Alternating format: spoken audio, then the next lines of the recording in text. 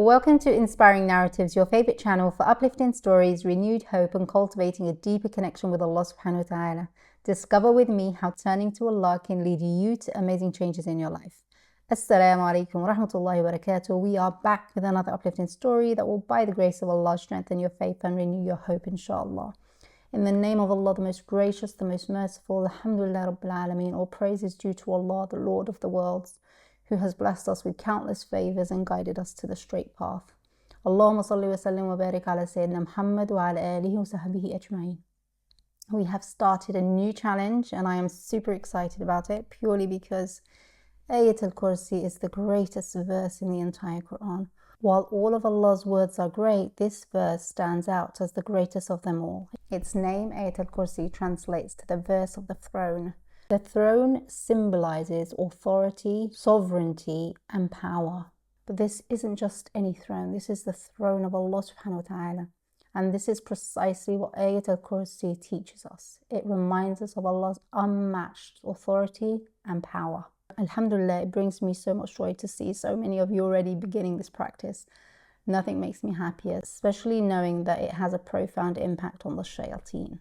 Many of you have experienced reactions to Ayat al-Kursi that you didn't encounter with Surah Al-Baqarah, believe it or not, and this speaks volumes. It's a clear sign that this verse destroys the shayateen in ways beyond our understanding. Today I will share with you two of Mr. Tariq's visions on what Ayat al-Kursi does to the devils.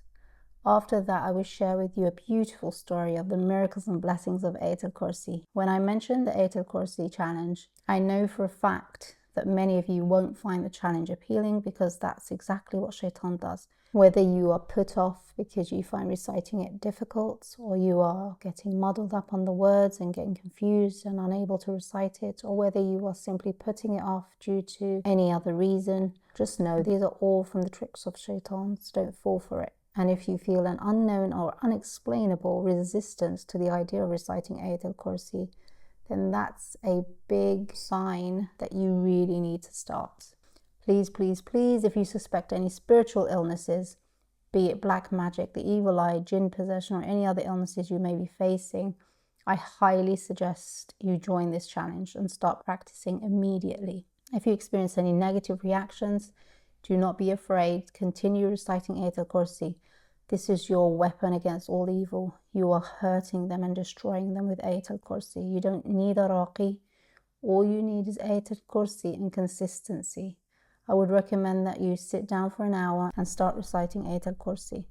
Remember, Allah subhanahu wa ta'ala is with you, so please don't be scared if anything comes up. You have Allah subhanahu wa ta'ala with you. Shaitan is powerless against those who seek Allah's protection. Allah subhanahu wa ta'ala said, "Inna kayda ash-shaytana kana da'ifa." Indeed, the plot of Shaitan is weak. I just want to say that I'm here for you and here to support you. If you feel the need to connect with me for any reason, you know my email and my Instagram account are in the description of the channel and below each video, inshallah. Also, we have a WhatsApp group for the sisters. If you are interested in joining us, feel free to send me a message and I'll sort that out for you, inshallah. I want to say that this journey with Allah subhanahu wa ta'ala and with Ayat al-Kursi is such a beautiful one, and I wish it for you all. I sincerely believe that this is the most transformative challenge I've held so far. You will only truly understand what I mean when you experience it for yourself. Get yourself your favorite drink, get comfortable, let's get started with our stories.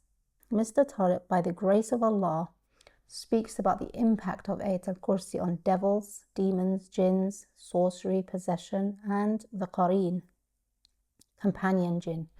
He explains how Allah the Exalted repels and burns them through Ayat al-Kursi by His grace. Mr. Tariq says, the impact of Ayat al-Kursi on devils is of course well known and widely recognized, both from prophetic hadith and the statements of scholars and ruqya practitioners. Subhanallah, in one of the visions I saw myself entering an old theatre. The stage of the theatre had a projector that illuminated the entire space as if it were a cinema, displaying my image. As I entered, I found that everyone seated in the theatre or the cinema were devils. Subhanallah, I walked in between them. Their forms were very strange, with unusual appearances, different types of hair, eyes, faces, and their nails were different. There were thousands of them seated in the theatre. I walked through them, but subhanAllah, they couldn't see me. Their leader stood on stage holding something, explaining about me and highlighting the danger I am to them. He described to them exactly what I was reciting, what I was doing, and the effects of my dhikr. He elaborated on how angels were present with the words of Allah that I recite, and how their presence impacts them. He also explained how they could try to reach me and take revenge. This vision, subhanAllah, was one of the visions that strengthened my commitment to reciting Ayat al-Kursi, because the scene was so strange and unbelievable. Shortly after this, I had another vision that was connected to the first one. In this vision, I saw an old woman, about 100 years old or more. However, despite her age, she was still physically strong. Her face was burned, and she spoke to me in the vision. She said, "Why did you do this to me? I have been with you since the day you were born." Subhanallah al-Azim. She then removed the burnt cloak she was wearing, revealing burned flesh that looked charred, like grilled meat falling to the ground. I asked her, "Who are you? I don't know you." She replied, "I'm your qareen. Look at what you've done to me with what you've been saying." She said specifically, "Look at what you've done to me with what you've been saying. You have no one but me, so stop. You have no one but me. I can't leave you."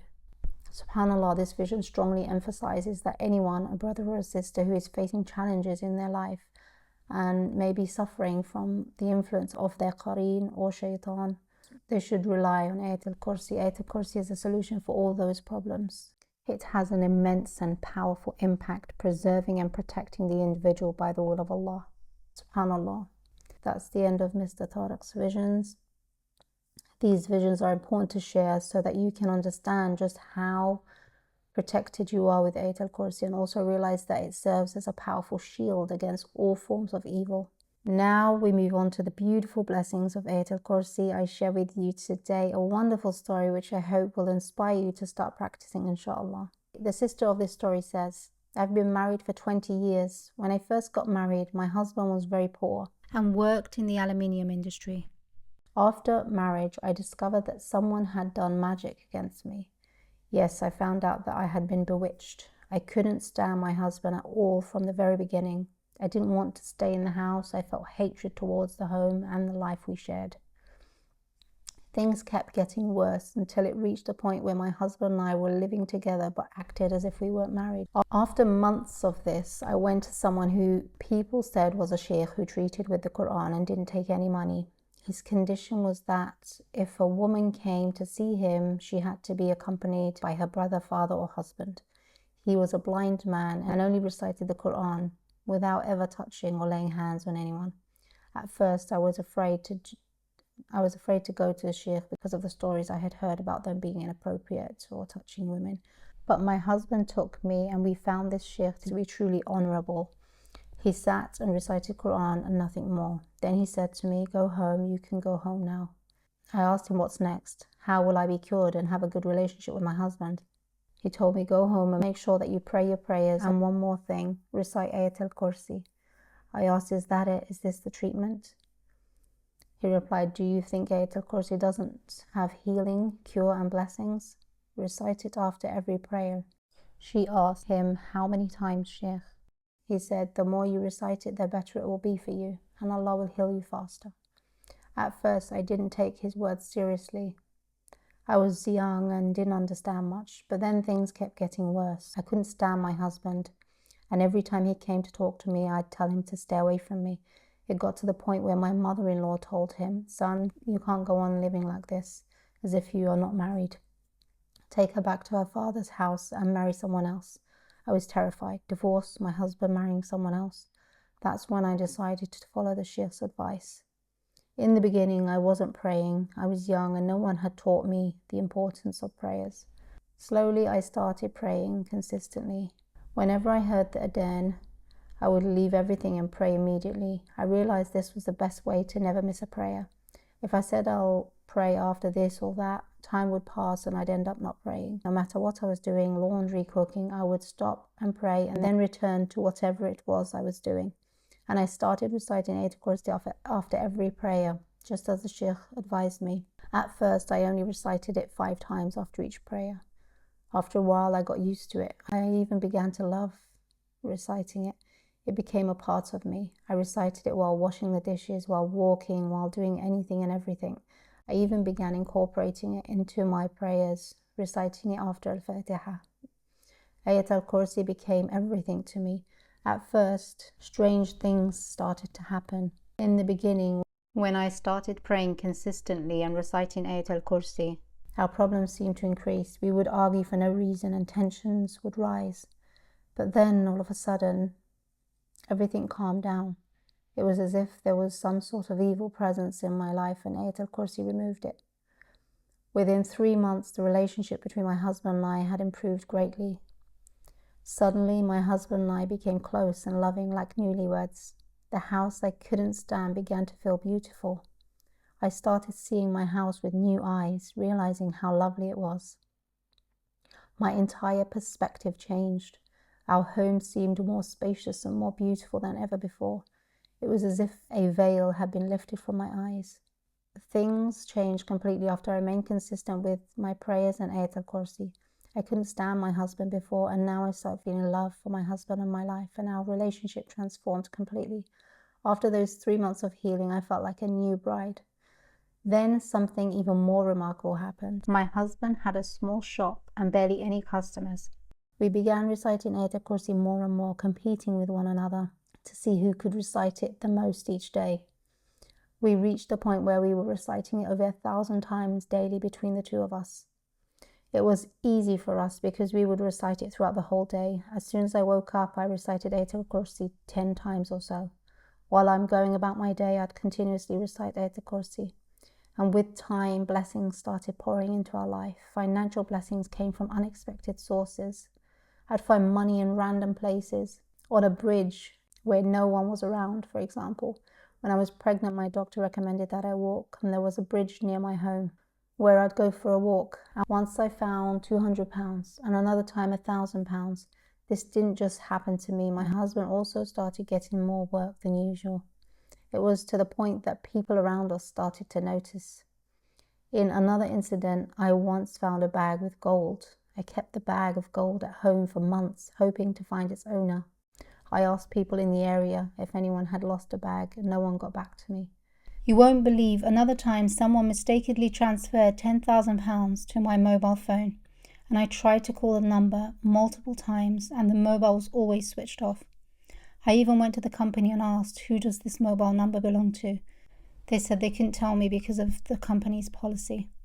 I explained to them my situation. They told me the person will probably call you. Nobody ever called me and the number remained switched off.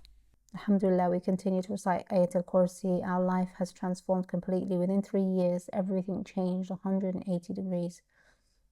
Allah blessed us with so much that we moved from our tiny apartment to a spacious home within 3 years.